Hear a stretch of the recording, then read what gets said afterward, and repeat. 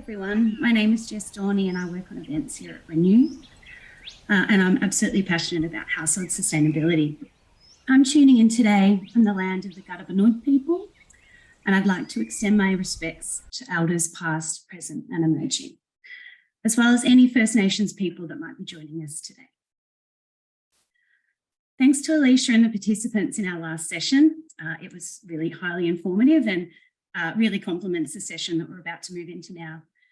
Before we get started, I'd like to thank our sponsors who have made this day possible: the Department of Energy, Environment and Climate Action, NatHERS, Your Home, Design for Place, Bank Australia, Sonnen, Hip versus Hype, Design Matters National, and Lighthouse Architecture and Science. For our final session for today, we're glad to welcome Renew friend and regular, Jenny Edwards. Jenny is the owner and managing director and lead scientist at Lighthouse Architecture and Science. Also joining us is Sophia MacRae, a policy officer with the Energy Division at the Department of Climate Change, Energy, the Environment and Water, and the owner of the Iris House in Camperdown, Victoria. The Iris House is one of the profiles on Sustainable House Day this year, and a brilliant example of how to create an affordable, thermally comfortable, well-designed home that boasts a NatHERS rating of 7.7. Sophia has a wonderfully informative video documenting her story and the home's journey towards sustainability on Sustainable House Day website, and we'll link that in the chat as well. Finally, we have Andrew Boyne, an architect and owner of the beautiful Celilio Springs, an energy positive, low footprint home, which upholds passive and active sustainability principles. If you haven't watched Andrew's video prepared for Sustainable House Day, I highly encourage you to do so. It's really beautifully made. So thanks to the three panelists that are joining us today, and let's dive into the topic of how to build a home sustainably but affordably. So big, wonderful topic, and hoping to dispel some myths and really get some of the key fundamentals and information on how we can do this out there. So Andrew, we might, before we get some questions from the audience flowing in, we might just start with you, if that's okay. Would you mind sharing a few words on Celilio Springs and tell us how you've achieved something so beautiful and practical on a modest budget? Okay, the house is a family home for my wife and my son, and it's 125 square meters, and it's essentially like the idea was that we sort of built a garden, or sorry, a tent inside a garden. In terms of cost saving things, I could probably talk on for all day about that, but some of the things we did. Would you like me to go into that? I'd love you. Yeah. Let's So the house. Some of the it's the top ones that come to your mind, maybe. Okay. Just from a design point. Okay, so for the house we built for $310,000, which on a square meter rate actually isn't that cheap, because it's 125 square meters, so it's about, I think it's $2,500 a square meter.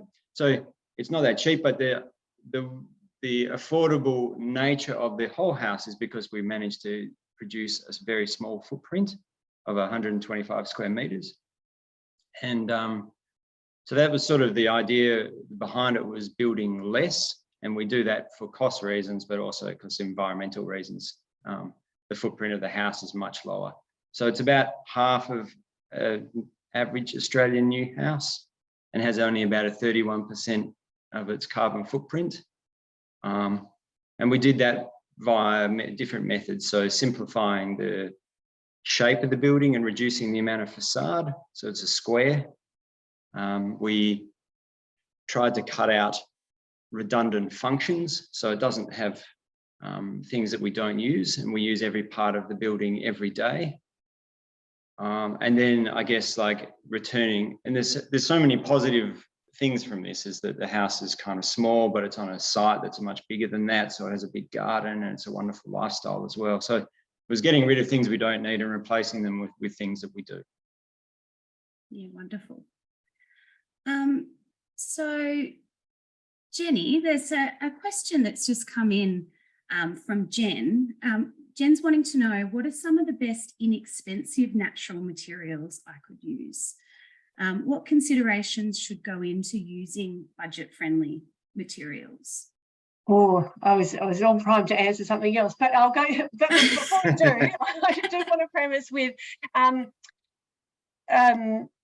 sustainable houses don't cost more than, they don't have to cost more than regular houses or unsustainable houses that we build a lot of in Australia. The really big thing I want to stress today, and I don't want to be Miss Doom and Gloom, is that construction costs have gone up massively in the last 2 years. I'm interested, Andrew, when did you build your place?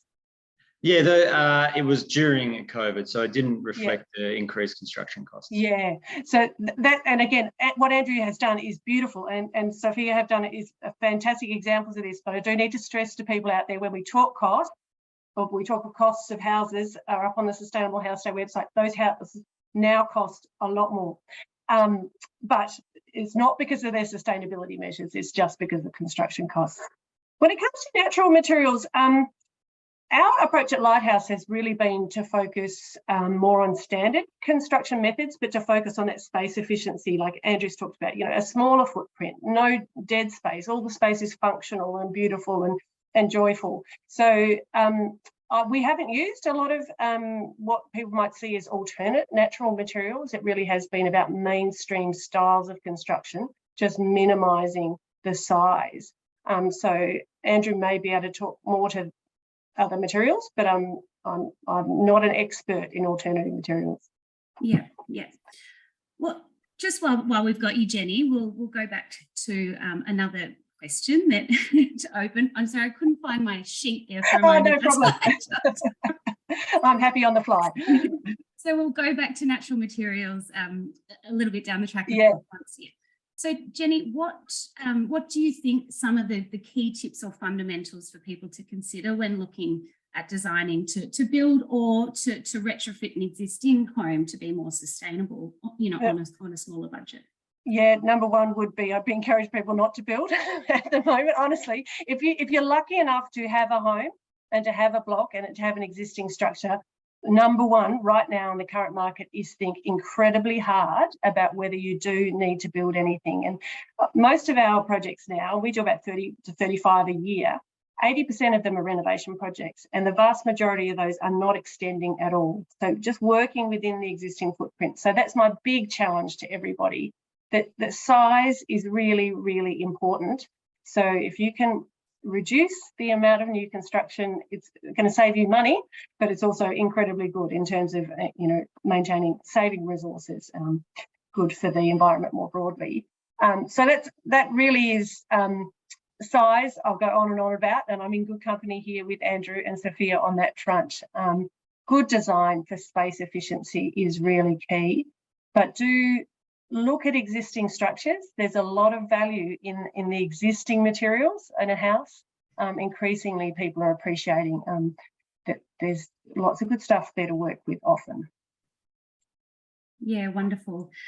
As someone currently building at solar passive design and trying to do it, both affordably but sustainably and post-COVID, I can definitely vouch for those price hikes are just are insane. Yeah, and barely keeping our head above water.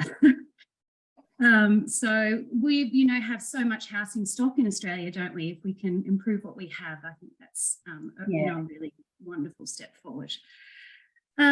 Sophia, the Iris home is a wonderful example of a comfortable, practical and sustainable home being built at a very reasonable price point. How did you make sure you were staying on track and on budget? And I'm just curious, what were some of the best decisions that you made during that time that have provided the biggest impact or biggest bang for your buck, sort of since the house has been constructed now for a number of years, I believe? Actually, no, it's pretty new. Hang on, I'm going to No offense, worse. Something weird's happening. I'm getting a massive echo here. I'll just try and continue on. So That's very distracting for you. I'm sorry to hear. yeah.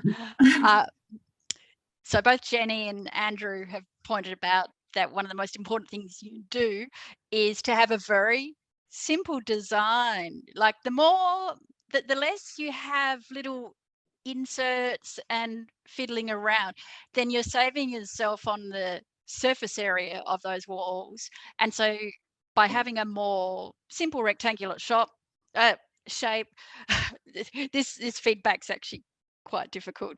I'm sorry to hear. I'm just wondering how I can solve that. Yeah. We can move to another question if you like. And yeah, get back to me because I've got a few things I'd like to say, but let me sort absolutely. out We want to hear you. So hopefully we can get bear sorted, with but me. I know that feeling.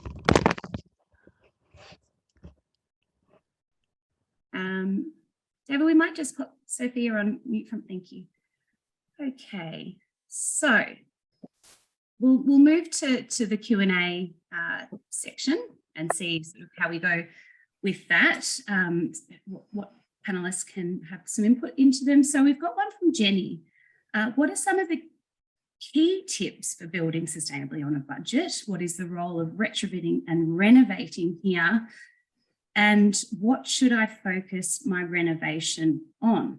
So, Jenny, you obviously touched a little bit on this, but so this person is looking at starting a renovation, and I guess looking at what areas of a house can have the greatest impact in terms of sustainability, but people doing it affordably. Yeah, sure. So there's a couple of different ways to approach it. If we assume that the layout of the house is good, for starters, I'll come back to that, but if the layout is good and we're just focused really on retrofit and upgrading or modernising bathrooms and kitchens, then my three big ones, and it does depend a bit where you are in the country, are draft sealing, insulating, particularly your ceiling, topping up your ceiling insulation, and getting off gas. Those three things, if we could do those across the 8 million existing houses in Australia, the implications would be ginormous, and the positive impacts on people's health, as well as the positive impacts in terms of greenhouse gas emissions, would be huge, because those three things deliver you really big bang for buck. And the getting off gas thing may not be, maybe have some upfront cost, but plan for it now. So everyone who's on gas, put a plan in place for as things die or as you need to replace, so you don't get drawn into replacing with gas when something breaks. So retrofit, those are the three key things really. But most climate zones across Australia, or where most of the population lives anyway, when it comes to renovating, there are opportunities to make better use of your orientation. So if you have living areas sort of down the right end of the house, so you've got potential to have northern light, but you haven't got a window in a northern wall, it may well make sense to knock it through a window. It might make sense to reduce glazing to the west or the south, so you can think about those things. But the less you have to move walls and muck around with glazing, again in the current market, the better, because all of those things come with much bigger price tags at the moment. So that's a start anyway. Yeah. Andrew, would you like to add anything to that? Yeah, it's a funny thing to say, but it's the same as what I said earlier, but thinking kind of small and flexible. And the idea that you're sort of you're renovating and adding maybe, and then being told to keep things small is a bit contradictory. But like in my example, I often tell people is that, somebody wants to build in a house a spare bedroom, and that will be occasionally used. But the spare bedroom's about 13 square meters at $3,000 a square meter. It's $45,000. And if you think about the land that it's consumed, it's up to 50. And if you're carrying it on a loan for 15 years, it reaches out to about $100,000. So I sort of think like we have my son's grandparents live in the United States, and we were talking about whether we might provide a guest room for them. But the frequency which they come over doesn't sort of make sense with the amount of money we use. So we thought, we might actually be able to rent a big B&B for the week or whatever they come every couple of years. And with the extra money, we might be able to fly back further. So there's sort of and then at the same time, we didn't need to build another bedroom, and I've got another 13 square meters of garden, which we use every day. So there's certainly things that you need to renovate. You know, maybe you've got expanding family and you do need that other bedroom, but it's just about being a little bit clever about what you can use existing and not take up your whole yard and not burn all of your money is my recommendation. That's Yeah. Another one just on that front too is that with that good design up front, when we do design family homes or do extend houses to suit a growing family, again, we do that space efficiently. But with the majority of our projects now, we're designing so that residence can then split into two. When there is an empty nest, if there is an empty nest, it might be your own kids renting as adults. But so that one family home can split into two residences, because I can't stress enough too, we have a housing crisis, housing costs have gone up, but we do not have enough housing. So big family homes that can turn into two homes. So if any of the people watching today have a large family home that they're wanting to renovate or retrofit, also look at that. And then on these big blocks a lot of people own, there's often space for a secondary residence. You might not build it now, but if you consume the whole block with a great big extension, you lose that opportunity potentially. So we've designed houses that split into two, or existing houses, and also have left space for a third residence. So think creatively, everybody. Space efficiency can do great things. Yeah, I thought of one additional thing to add on that is that you're exactly right, Jenny's right. And it's about, the other thing to think about is that, like, if you're renovating a 1940s house, the function or the way that people lived in 1940s houses has changed. So if I was to look at it, it would be that how does somebody live in a contemporary way?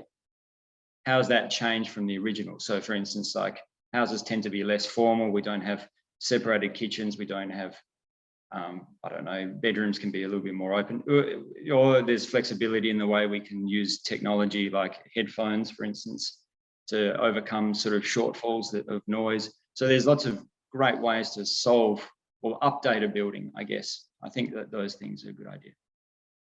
It's almost as much an attitude and a mind shift and a cultural change as it is a design change. Renew is a non-profit membership organisation. Along with running Sustainable House Day, we also inform government policy, advocate for a fair energy transition, provide resources for climate disaster resilience, and publish 2 magazines. Sanctuary Magazine provides trusted independent information for people looking to build or renovate sustainably. Renew Magazine is a leading voice on sustainable technology developments shaping the energy transition. These magazines grew from member newsletters in the 1980s and still maintain their grassroots independence and practical approach. Both are incredible resources, and subscribing is a great way to support us to transform Australian homes for climate and energy resilience. Sophia, welcome back. I hope that I'm back. Yeah, I think this is going to work this time. Yeah, okay, great. All right, let's try again. So as I was saying, your home is a wonderful example of a new home built in a really affordable but highly efficient way. Just curious on how you sort of stuck on track and to budget, which is, I know that it was before a lot of these price hikes somewhat had happened. What are some of the decisions that you've been really happy with in terms of really providing high impact in the livability of your home? Well, look, I'm really proud of the project because it was designed around a single income. I was a single parent. There's still a little bit of an echo, so I'll go carefully. The biggest and best design decision was to go small, to go a rectangular shape, and to orient to the north. Now, I had the opportunity to do that because it was a blank slate. So I know that there's a lot of people who have to work with the dwelling that they've got, which is why the advice that Jenny and Andrew are giving is so valuable. In the end, a lot of the decisions can be made quite, they don't have to cost a lot of money. So in terms of the construction costs suddenly going a lot higher, as Jenny said, the cost of the sustainability features is not what's adding to the cost of your build, and it will save you money very quickly. I'm going to have to get back to tech support. Okay, thank you so much for joining us and right, giving us a little snippet, a little taste. Sophia, we hope to get you back. All right, let's see what else we've got, Jenny and Andrew. So Belle's asked, what is the cheapest but still effective way to improve and double glaze existing windows without having them fully replaced? Depends where you are. In Victoria, there is a nice product called Eco Glaze you can check out, and there are there's another product called Magnetite. I mean, none of them are cheap. Again, none of the products are cheap. I always stress to people that windows is a bit further down the track. I'm really passionate about retrofit, and I've done some studies here in the ACT. Again, draft ceiling, insulation, getting off gas. But windows classically are a hole in your building shell. But if you've got good window dressings, and they don't have to be brand new to be good. If you've got a decent curtain, and you can create a pelmet at the top of your windows. There's something that stops that warm air that rises, then cooling and dropping past the window and creating a draft. You can often do that with cardboard.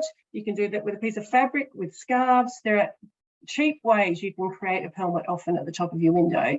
And you can Velcro your curtains down so that against the architrave of the window so they fit more snugly. Those things really help in winter, keeping your windows reducing the heat loss significantly. Bubble wrap is another one I have used myself in 3 different rentals while I was building my 8.2 star house. It really does help. In Canberra we get down to -8, so I enjoyed putting the bubble wrap on the windows over winter. So double glazing is one of those very attractive things. I'm a huge fan of double glazing. It's double glazing you can see behind me, but with a small budget and with a focus on retrofitting, it's not the first thing to do. When it comes to windows over winter, window dressings inside, and shading externally over summer is the big win. And that again can be cheap. It doesn't have to be fancy electronic blinds. I've got shade sails. I've used tarps, bulldog clips to the gutters. Anything that stops the sun from striking the glass over summer will reduce your heat gain significantly. So don't think you have to have double glazing to have a sustainable home. Yeah. Thank you so much, Jenny. And I think that's an important point, thinking about not only the home itself, but its external environment. And Andrew, I really love Celilio's home, how it's the outside garden is just an extension of the home, really, or the tent, as you refer to it, which it's a very glorified tent, but not in a negative way at all. But yeah, can you talk a little bit, Andrew, about how that natural environment can help increase sustainability, but also make efficiency greater in a home? Okay, well, I think like this house is surrounded by its garden, and that's all I can see. But even though it's only about 1 kilometre from the central train, or 2 kilometres from the central train station, but it does that by growing. Like I grew the garden in pots before I even knew I was going to purchase the property. I was building up the garden, and the benefit is that, like certainly in West Australia, we have hot days, but generally the weather's fairly benign. It's sort of a pleasant. Like this house doesn't have double glazing because we don't get cold enough really to warrant it. Yep. So the idea was with this house was that we would live outside on a veranda, and we would just be outside the whole time. And I think that there's benefits for you know, birds and animals and things like that. But there's also, I sort of believe that our houses, when they isolate us from our environment, that we sort of forget and stop caring about our environment. And that was the sort of driver behind this house, was that if I sat amongst things that I grew to love, maybe I would care more about the world around me. So that was the sort of driver behind it. And subsequently, the lifestyle in the house is much richer. You know, I've got birds flying around and leaves moving and like water reflections and things. And I think that sort of complexity in the way that you live your life is much nicer than being in a white box with a view of the blue sky, you know. Absolutely. Beautiful. It sounds like your own little utopia there. Yeah. Sophia, welcome back again. It's wonderful to have you. I think we've finally sorted it, which was it was so frustrating, because I know that Andrew and Jenny have been talking about really good things, and because I'm someone who hasn't got a family, I've come at this journey from just being a person on my own. I wanted to be able to put in little extra tidbits. Absolutely. Is there something burning you really feel like, you know, you'd like to add to the conversation that we've been having so far? Don't mind backtracking.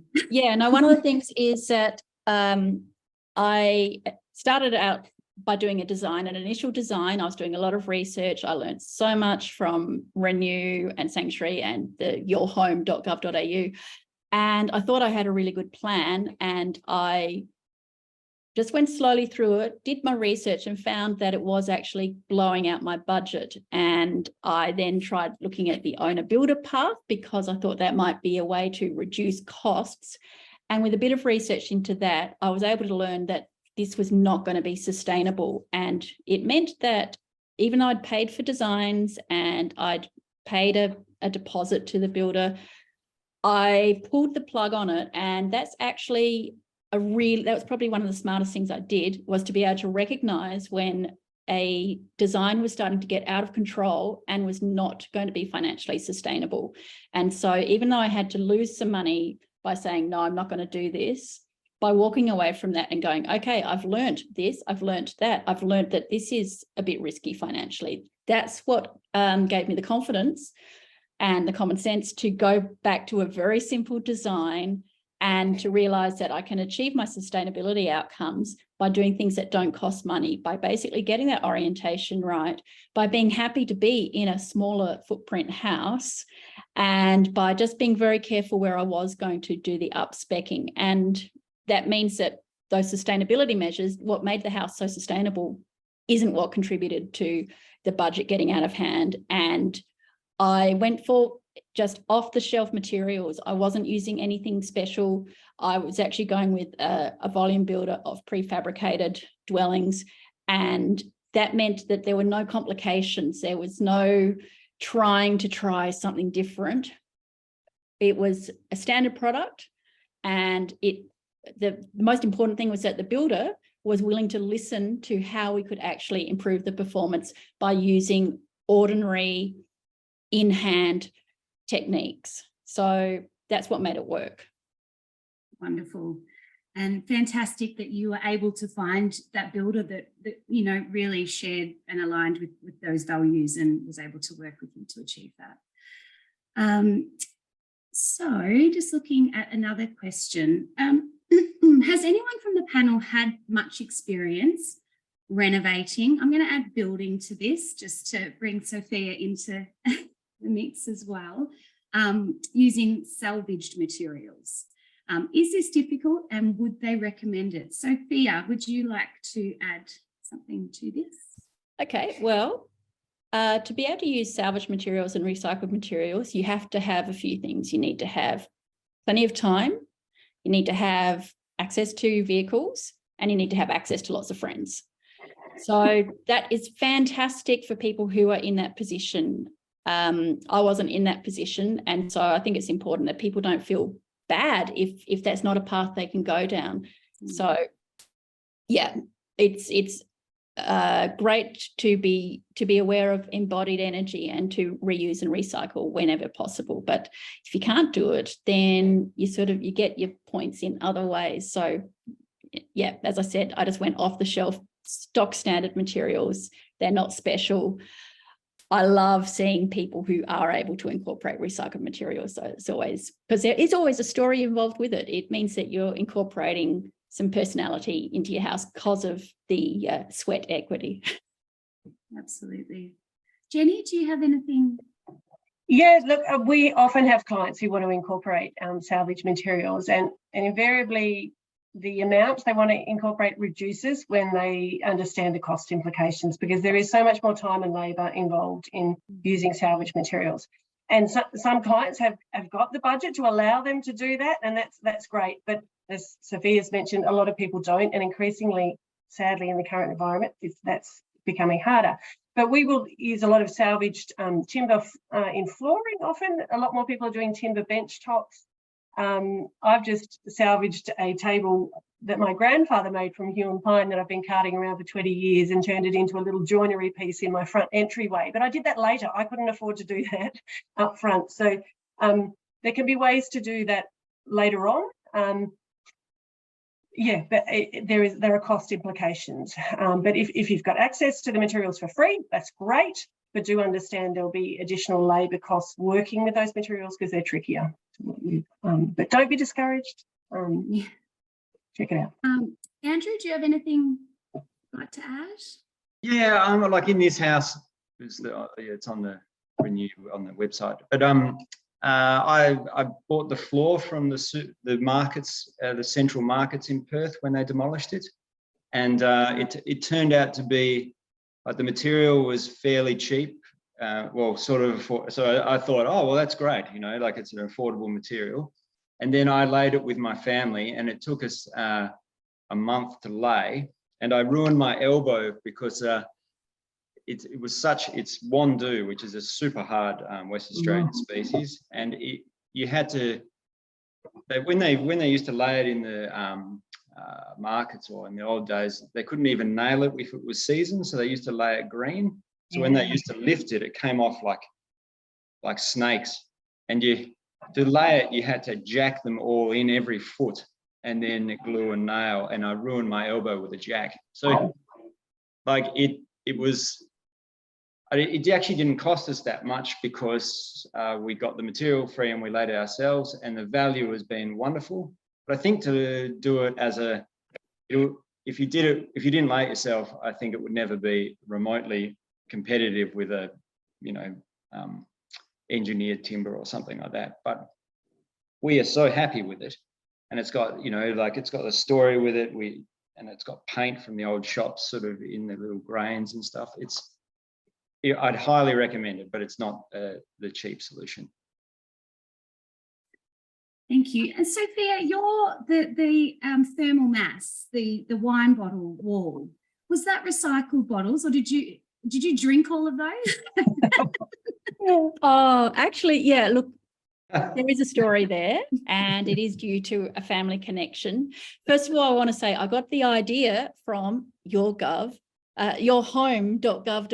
So it's that government resource, and they're one of the sponsors. And my goodness me, I learned so much from that resource.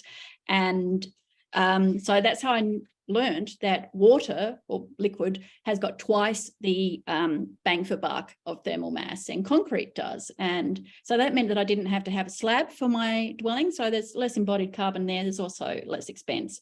And I have a winemaker for a dad. So originally, and my plan is if I repeat this design or, encourage others to repeat it, you just find a wholesaler of wine bottles, fill them with water. You could use food coloring. That was the intention. However, my father did happen to have a couple of bins of wine that wasn't able to be sold. It's not able to be drunk, although I had a bit of a problem with my teenage son about that. However, the point is that this is an affordable way of using a resource that you normally don't think is going to be part of construction. Glass bottles are not expensive. Water, it's not expensive, and it has so much thermal mass value, and it is something I'm really excited about, because the idea is out there. It's not rocket science. It's in yourhome.gov.au. It's something that people talk about, And this is, I was able to incorporate it in my design. All it meant was that I just had to ensure that there was a bit of reinforcing in the underfloor space. And yeah, the builder, he was excited about it as well. Wonderful. Love that story. Someone has asked about, I'll just ask the question straight up. Can I rely on the new construction code as giving me an efficient design for a house? So if someone would like to speak to that at all, but I think just elaborating on that question on, you know, some key resources or what is available for people looking to take those first steps. The construction code is nothing to do with designing a house. You know, it's about a building being safe, really, more than anything. So I think they're probably referring to the National Construction Code setting a minimum 7-star standard now. But, you know, I think you would have found everyone today say, get some help from people who are experts in design, who specialise in this sort of stuff, are motivated by sustainability. And get that design input. You can't, I wouldn't recommend just going to any old person and then going to any old energy rater and shooting for 7 stars, which is what a lot of people do. They'll design something, fall in love with it, might not be great, and then at the end they get the energy rating done. That's the worst time to try and lift your energy rating. A good designer will be across the things to be thinking about. You can get an energy assessment done at the concept design stage. Yes, it can work for you. It is just about the building envelope. There's more to sustainability. There's the materials, the embodied carbon, and there's your appliances. And I think there's references to whole of home assessment of houses, which is coming in. So, yeah, don't think the National Construction Code on its own is anything to do with sustainability. Your Home, Sanctuary, Renew, My Efficient Electric Home, a Facebook group, and local architects or building designers who specialise in this stuff are your greatest resources. Andrew, do you have anything to add? Yeah, I think I agree with Jenny. We try and design houses that have as minimum amount of energy and smaller footprint, and we always struggle with the ratings because our houses are meant to be designed to be occupied in a particular way. For instance, like this house, it's meant to be unoccupied during office hours because that's for the foreseeable future. That is kind of how it will work, and we have done things to make that work, but it gets penalised when it runs through the software. So we get the stars, but I don't think it reflects the actual performance. So I don't think I sort of see the NCC standards as being a good blanket that goes over the entirety of every dwelling that's being built at the time, but it doesn't relate to your specific circumstances or like idiosyncratic ways of solving problems. So as Jenny said, a good local designer is probably the way to do it. Yeah. Andrew, as someone that is an architect, James is wanting to know if I need to buy a new home, well, obviously looking at maybe designing a new home, what are some things I should chat to my architect about to help make sure that the costs stay down? How do I help my architect keep planning? And the questions doesn't make a and yeah. How do I help my architect keep planning and keep costs down? So what are some key sort of tips for engaging an architect? And you know, if people were looking at going with an architect, I know there's a range of ways that you know, homes can be designed and retrofitted. But I think one of the real struggles we have with dealing with clients is that a client wants a lot, and understandably they want a lot for their money, and they'll come to you and say, oh, I want this, I want that, and you'll say, oh, okay, well, we can add another room, but it's going to be another $50,000 or whatever it is, and they say, oh, okay, I can afford that, but then it just accumulates. So to me, I think the best way to control it is for you to take some agency in trying to work out what you can do without, or how you can, like what parts of your program are important to you, as opposed to having the designer work it out for you. So if you really like, I don't know, like you have a collection of fish and you say that, you know, you want the lounge room to be around your particular collection of fish, like make it about that. Don't try and tell them you've got a fish and then they can place it somewhere else, if that makes any sense. That's probably a terrible analogy. But what I'm trying to do is say, like, you have to communicate to them what you need. And otherwise they're making assumptions and there's always going to be a little bit of a gap between that assumption. Yeah. We always, in the current climate, we say to clients, we can't guarantee anything with cost. The alarming rates, the last 2 years have been terrifying. And the 5 years before that, I thought I was seeing pretty steady increases. But the last 2 years, everybody out there, it's real. It's very, very real. Look at my Instagram posts. They drew comments from all around Australia recently. Costs are going up. So what we say to clients is, yes, be very serious about your brief, as Andrew was saying, and we challenge them. You've got to keep what you really, really need. What do you want? And our promise to them is that we'll come back to them with a design that achieves that as cost effectively as possible. So that it relies on space efficiency and lower running costs and your lower surface area, all those things that make it more affordable. But what the cost of that will be in another year, I do not know. Sorry, yeah, doom and gloom lady. So be really careful, everybody. Very, very careful in the current climate. I'd said one other thing that we've just been struggling with is like Instagram and various other things. Like these houses that you'll see a bathroom, and that is an amazing bathroom, but it is phenomenally expensive also. So if you went and collected I've got an Instagram image for a bathroom and one for bedroom and one for a lounge room, like you're creating an enormously expensive building.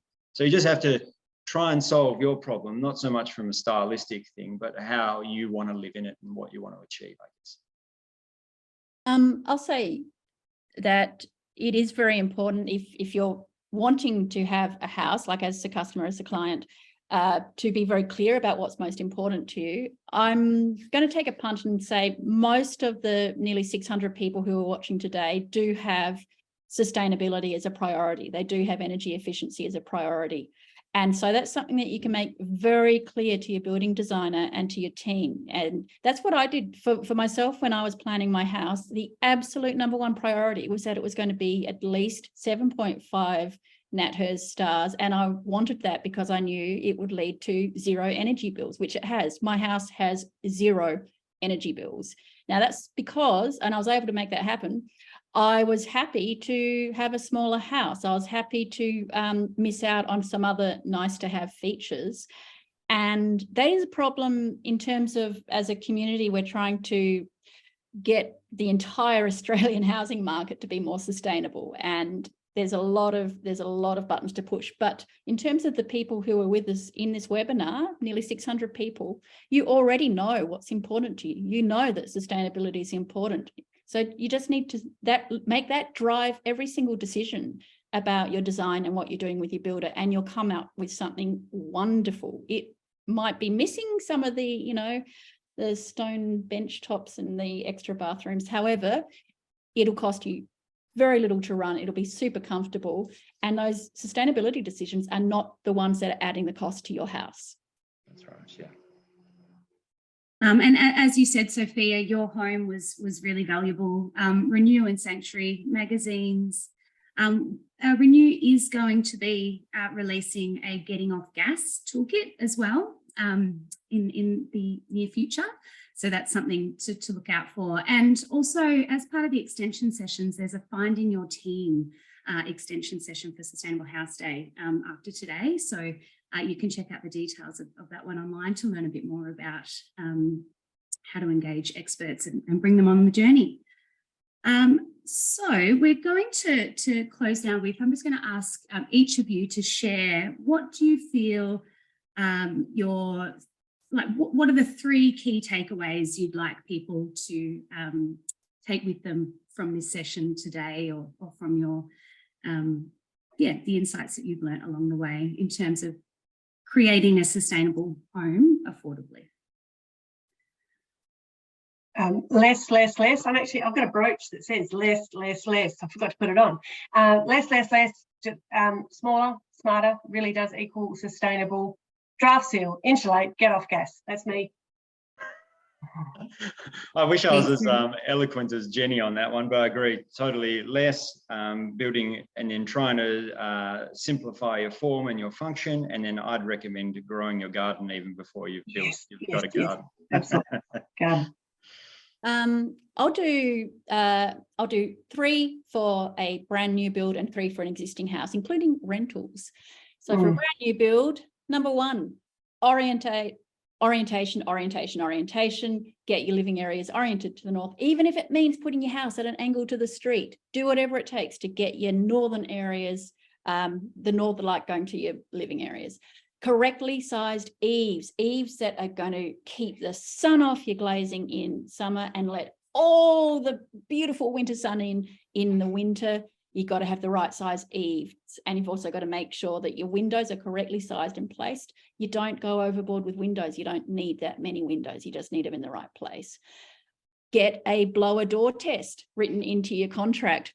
Now, just Google it, look up efficiency matrix. They are my team who did the blower door test. That means that your builders know that they are going to be marked. They have to get the insulation installed properly. They have to get the detailing done right so there's no leaks. Blower door test, wonderful. Now, if it's an existing house, especially if you're renting, number 1, like Jenny said, draft sealing. Now, hang on, first point was less.